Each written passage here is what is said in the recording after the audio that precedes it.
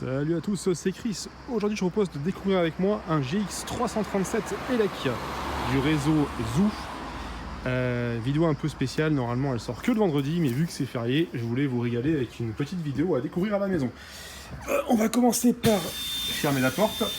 Je vous propose de faire un tour intérieur du véhicule, de voir la partie tableau de bord, et on finira ensuite par l'extérieur du véhicule. Voilà, donc ici on est dans la version donc électrique. Il faut quand même savoir que maintenant Eliez propose uniquement des versions électriques de sa gamme 337. Donc nous sommes sur une version ici équipée de 37 places assises et de 53 places debout s'il n'y a pas 2 personnes en fauteuil et 49 s'il y a une personne en fauteuil. Version 2 portes, voilà. Au niveau de l'aménagement intérieur, on retrouve la sellerie classique de chez Keolis.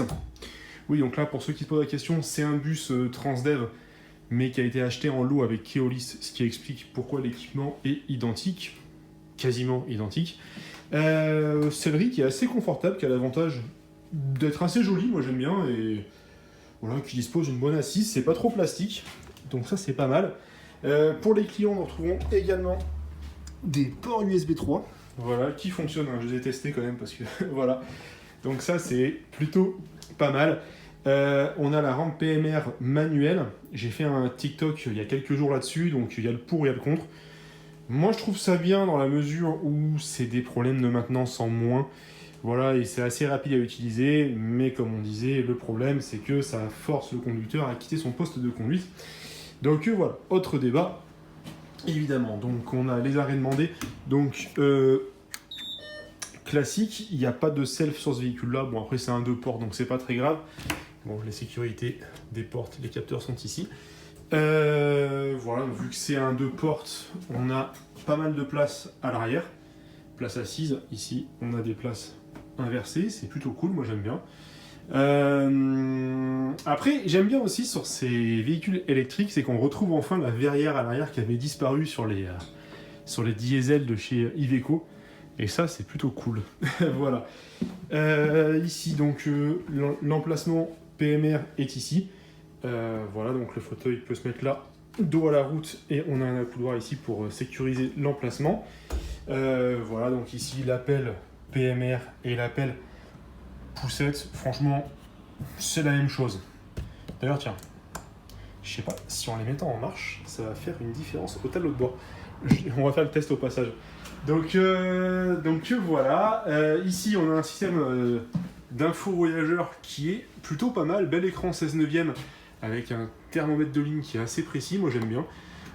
Voilà, l'heure, la ligne, l'arrêt actuel, et voilà, et le trajet complet. Alors ça c'est mon haut-le-pied, hein. Il faut quand même savoir que sur les SAE Hanover, comme sur beaucoup de SAE d'ailleurs, le haut-le-pied est affiché. Donc ça veut dire que Tedam c'est mon dépôt, donc Transdev Alpes-Maritimes, et là c'est mon départ de ligne à Sofia Gare Routière. Voilà, je suis arrivé mais je suis pas vraiment garé.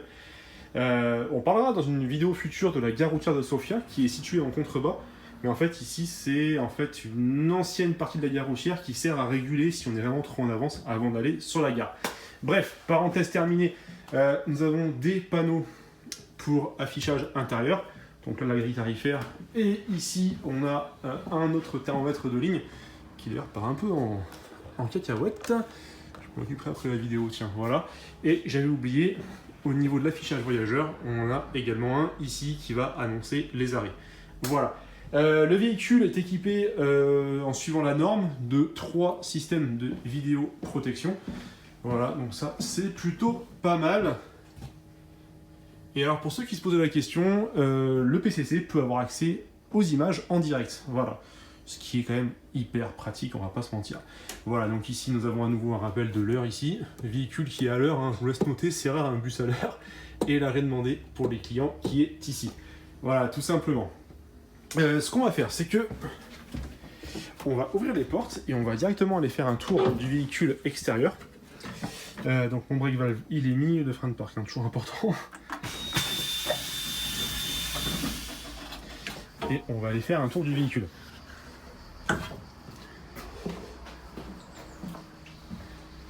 Voilà, donc là, la rampe PMR manuelle. Encore une fois, avec la simple tirette qui est là. Et là, voilà. Bon, au niveau de l'extérieur, les gars, on retrouve vraiment ce look classique que moi j'adore sur les Eliez. Et je vais m'éloigner un petit peu parce que c'est vrai que la caméra elle a pas un super grand angle, donc voilà. Et il n'y a pas à dire, c'est un véhicule qui a quand même de la gueule et ça j'aime bien. Voilà, franchement là-dessus ils ont bien géré. Donc au niveau de l'extérieur, le seul truc qu'il y a à retenir, c'est que ici nous avons la trappe pour charger donc le véhicule. Pour l'ouvrir, on a un bouton qui est caché là. Celui-là je vous le montre parce que bon, il n'y a pas de secret là-dessus. On appuie, on attend le clic et après on appuie là et ça va s'ouvrir. Voilà. Ça s'ouvre pas, alors c'est pas un fail, hein, c'est juste que vu que le bus est encore sous tension, il n'autorise pas le déverrouillage. Donc voilà. Par rapport à la baie moteur, on peut ouvrir, hein, c'est la même baie que sur les versions thermiques. Voilà. Et je ferai une vidéo plus tard avec l'aide de mon ami Joris sur la partie mécanique. Voilà. Tac, ici on retrouve quand même le compresseur. On en parlera à l'occasion. C'est quand même vachement technique et il y a beaucoup de choses à dire dessus. Donc voilà. Donc après, effectivement, bon bah c'est un bon vieux GX classique. Et moi, ce que j'aime bien, c'est que en fait, si on se place, alors je vais essayer de faire un truc bien. Si on se place en fait comme ceci et qu'on regarde que là, en fait, on retrouve vraiment les bases du GX 317. Et c'est là en fait qu'on voit que depuis le début, en fait, on est sur le même véhicule. Et ça, c'est plutôt cool. Et ça, c'est plutôt cool. En fait, de voir que ça va faire près de 30 ans que c'est la même base, le même châssis, le fameux châssis CS.S qui est évolué constamment. Et je trouve ça génial. Là, la fois, je me suis penché sous le véhicule et le châssis, c'est le même que l'Agora qu'on a récupéré avec Joris, qui date quand même de début 2000. Donc ça, c'est juste extra.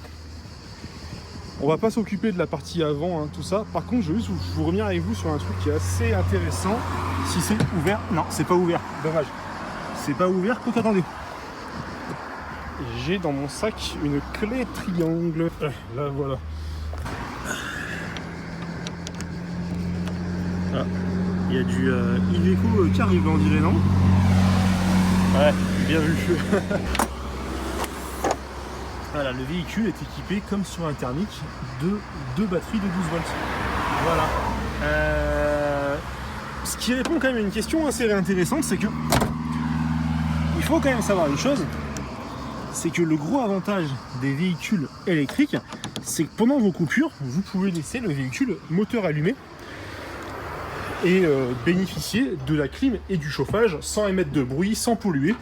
Et voilà, je sais que sur une coupure de 2 heures, voilà, la perte de batterie va s'élever aux alentours des 1 ou 2%. Il faut compter une perte de 1% par heure, donc c'est somme toute très correct. Et c'est pas mal, mais par contre, voilà, il faut penser à mettre le moteur. Voilà, là, on voit que le moteur est allumé. Ça, faut penser à le faire, les gars, parce que si vous mettez juste le contact à la batterie, c'est comme sur un bus thermique. On reste sur les batteries de démarrage. Voilà. Le poste de conduite. Bon, on va faire un tour vite fait parce que on a déjà vu dans des vidéos spécifiques. On va juste voir un petit peu les différentes options. Moi, ce que j'aime, c'est le port USB ici. Des abonnés m'ont fait rigoler en me disant effectivement que c'était écrit en braille. Ouais, je sais. Au cas où le chauffeur est malvoyant. Voilà. Donc ça, c'est bien. On a la clim automatique qui marche très bien. Ça, c'est plutôt pas mal.